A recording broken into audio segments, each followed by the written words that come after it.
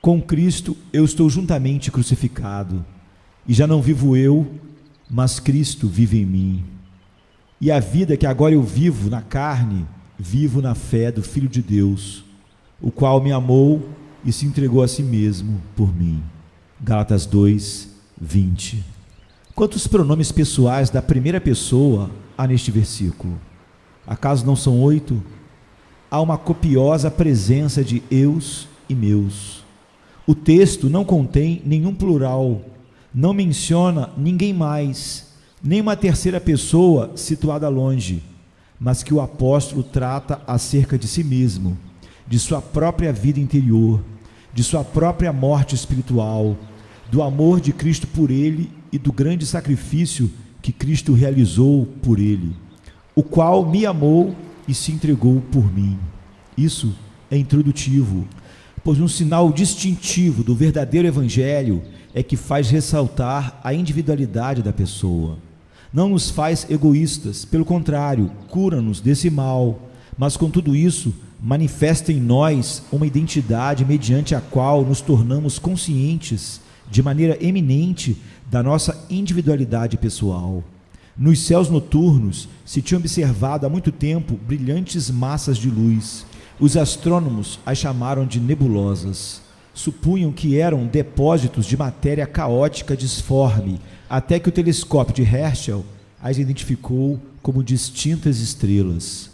O que fez o telescópio com as estrelas, o Evangelho de Cristo faz com os homens, quando o recebem em seus corações. Os homens se consideram como fundidos com a raça, ou submersos na comunidade, ou absorvidos pela humanidade universal.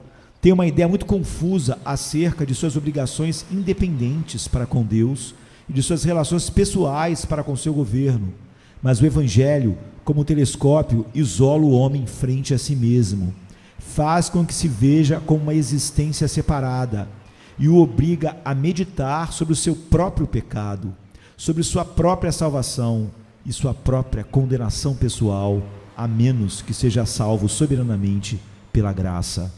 No caminho espaçoso há tantos viajantes que, se vocês lançarem um olhar sobre ele como um voo de pássaro, parecerá estar cheio de uma vasta multidão de homens que avançam em desordem. Mas no caminho estreito, que conduz à vida eterna, cada viajante é único, atrai sua atenção. É um homem devidamente identificado, tendo que ir contra a corrente geral da sua cultura e da sua época e dos tempos. Se verá muito facilmente que o Evangelho de Jesus Cristo faz com que se destaque a individualidade de um homem desde seu alvorecer, revela-lhe seu próprio pecado pessoal e o consequente perigo. Você não sabe nada sobre a conversão se crê meramente na depravação humana e na ruína humana, mas nunca sentiu que você é depravado, que você mesmo está arruinado. Por cima de todas as calamidades gerais da raça, haverá um infortúnio particular que é de sua propriedade, se é que o Espírito Santo lhe chamou eficazmente, lhe convenceu do pecado. Você clamará igual aquele profeta de Jerusalém, de voz suplicante nos dias do sítio: ai de mim! Sentirá como se as flechas de Deus estivessem apontadas principalmente para você, e como se as maldições da lei fossem cair seguramente sobre você, se não caírem sobre mais ninguém. Certamente, querido, você não sabe nada sobre a salvação, a menos que tenha olhado pessoalmente, com seus próprios olhos, para Jesus Cristo. Você tem que receber pessoalmente o Senhor Jesus Cristo nos braços da sua fé, que é um dom de Deus, e no peito do seu amor, que também é dom de Deus. E se você não tem confiado no crucificado, enquanto tem ficado só em contemplação aos pés da cruz, você não tem crido para a vida eterna. Logo, como consequência de uma fé pessoal e individual, o crente goza de uma paz pessoal. Ele sente que, se toda a terra estivesse pegando em armas, ele encontraria repouso em Cristo e descanso no meio das maiores aflições. E esse repouso é peculiarmente seu, independentemente dos seus companheiros e de como o mundo está. Você pode falar dessa paz em outros, mas não pode comunicá-la. Outros não podem dá-la, nem podem tirá-la de você.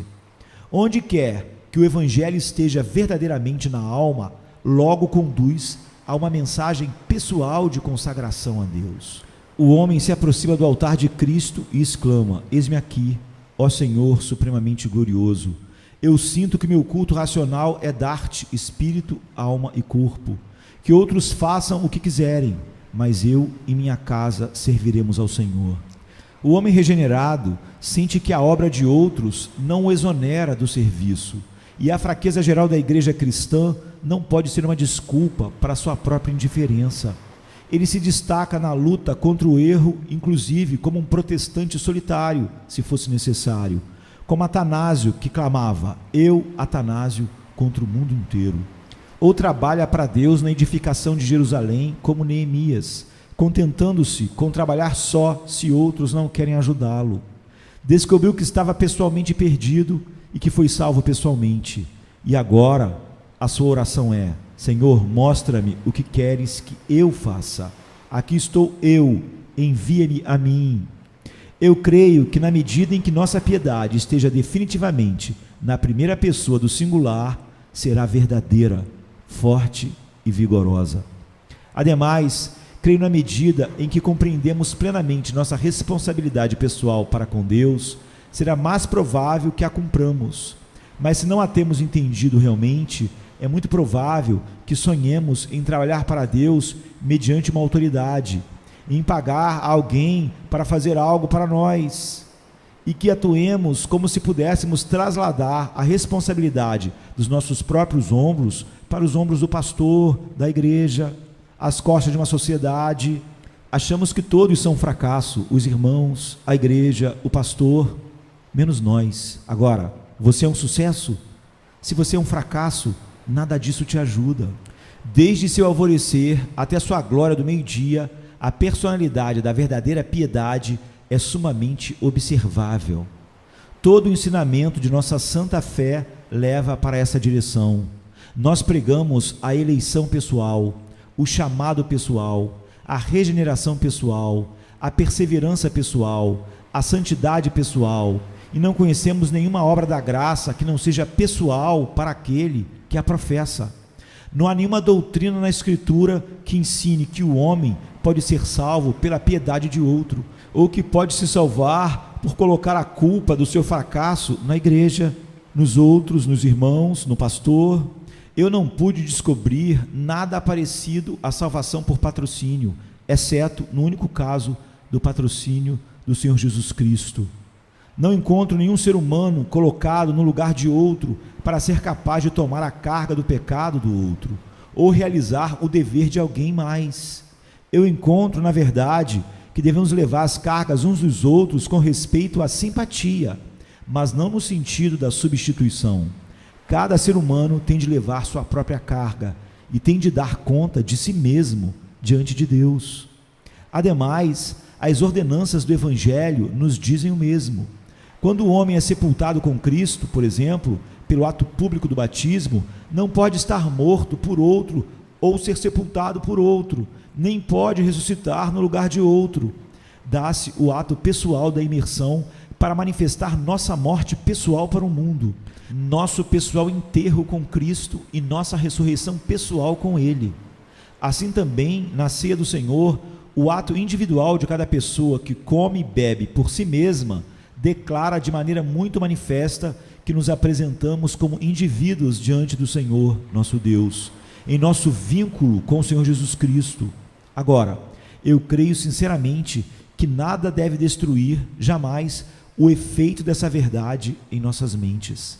É uma verdade tão simples que, quando a anuncio, vocês se perguntarão talvez por que a repito com tanta frequência, mas simples como é, está sendo esquecida frequentemente.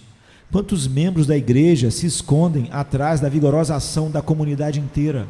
A igreja vai crescendo, vai pregando o evangelho, e então o membro da igreja se sente lisonjeado porque ele está fazendo algo, quando na realidade esse mesmo indivíduo poderia não ter feito absolutamente nada mediante suas contribuições, ou suas orações, ou seus ensinamentos pessoais.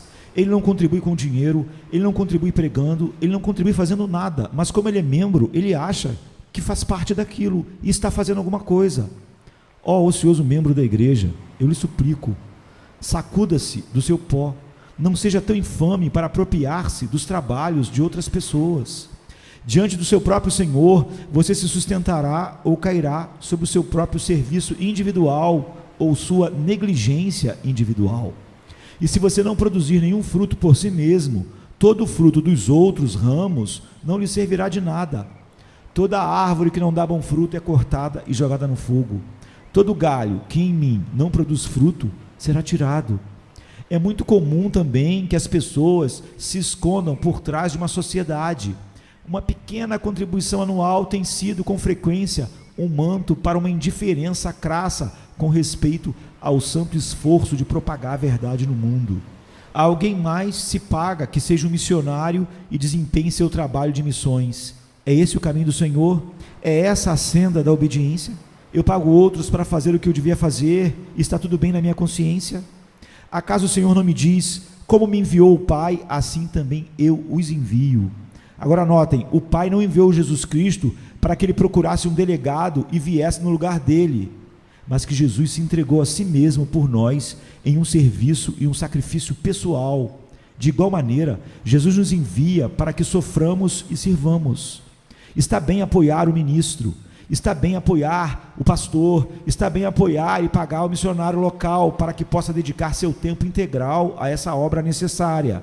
Mas lembre-se de que quando todos esses tiverem feito tudo o que é possível, vocês não podem se exonerar do seu chamado pessoal, e sem importar quão grandes puderam ser suas contribuições para ajudar a outros a servir ao Senhor, não podem se liberar em seu nome de uma só partícula do que você deve pessoalmente ao seu Senhor Jesus Cristo.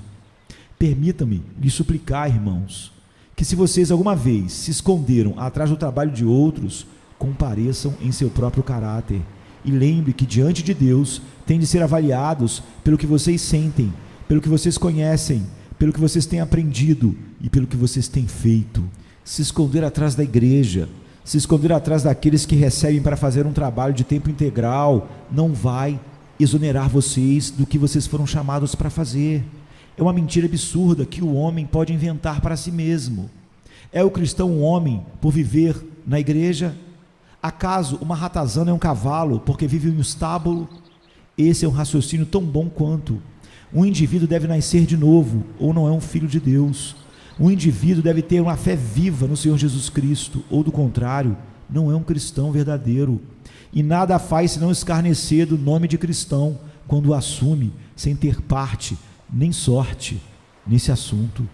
Você tem que se apresentar diante de Deus, meu querido amigo, com seus próprios pés. Ninguém, nem a igreja, nem o pastor, nem os irmãos poderão tomar o seu lugar.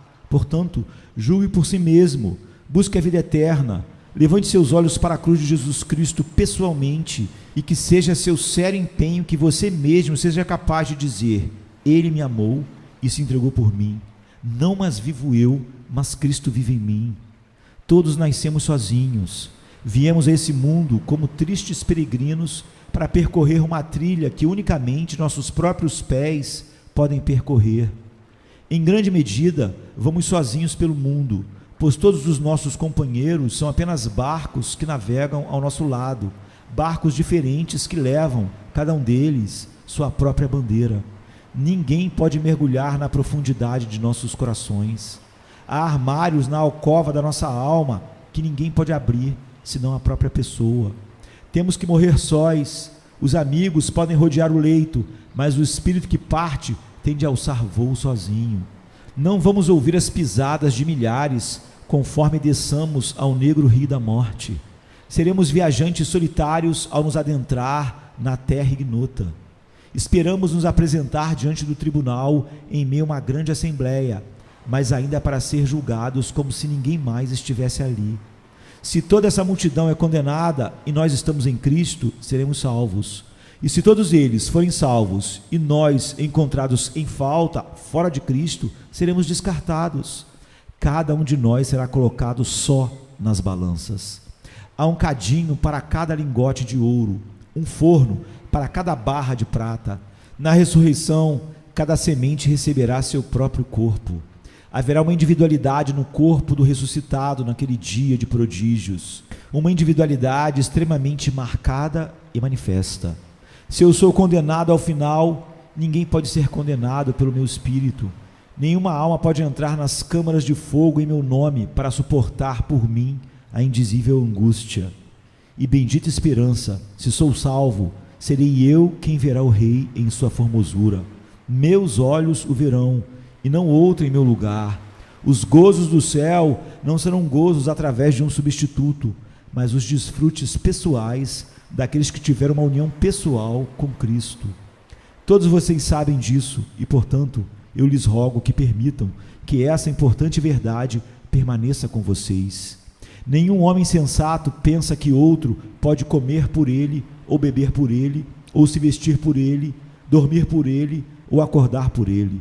Ninguém está contente hoje em dia com o fato de que alguém mais possua dinheiro por ele, ou que possua uma propriedade por ele.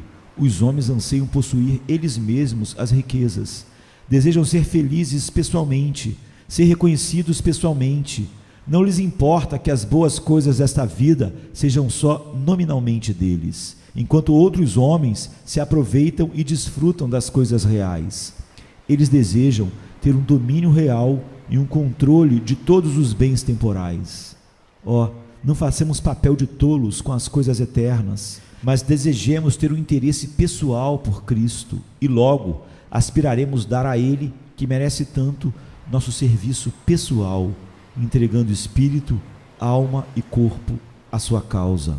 Você realmente pode dizer hoje: com Cristo eu estou juntamente crucificado, e já não vivo eu, mas vive Cristo em mim.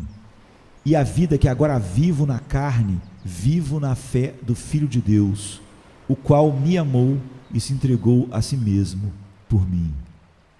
Tomara que você possa.